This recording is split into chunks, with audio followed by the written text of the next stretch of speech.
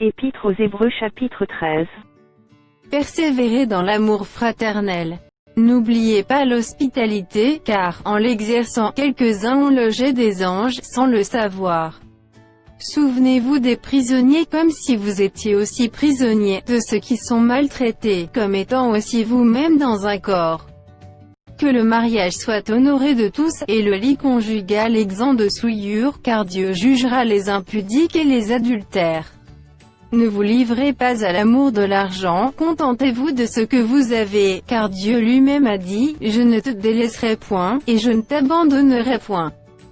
C'est donc avec assurance que nous pouvons dire, « Le Seigneur est mon aide, je ne craindrai rien, que peut me faire un homme ?»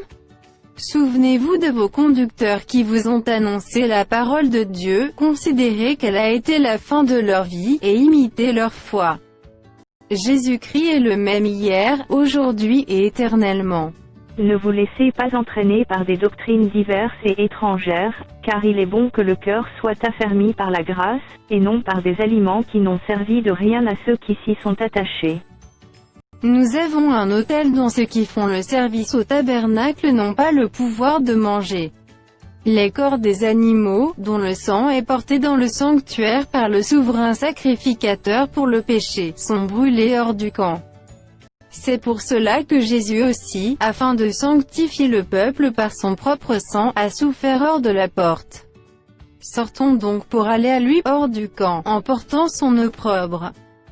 Car nous n'avons point ici-bas de cité permanente, mais nous cherchons celle qui est à venir. Par lui, offrons sans cesse à Dieu un sacrifice de louange, c'est-à-dire le fruit de lèvres qui confesse son nom. Et n'oubliez pas la bienfaisance et la libéralité, car c'est à de tels sacrifices que Dieu prend plaisir.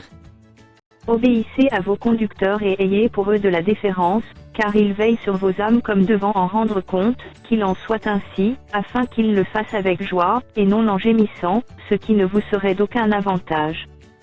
Priez pour nous, car nous croyons avoir une bonne conscience, voulant en toutes choses nous bien conduire. C'est avec instance que je vous demande de le faire, afin que je vous sois rendu plus tôt.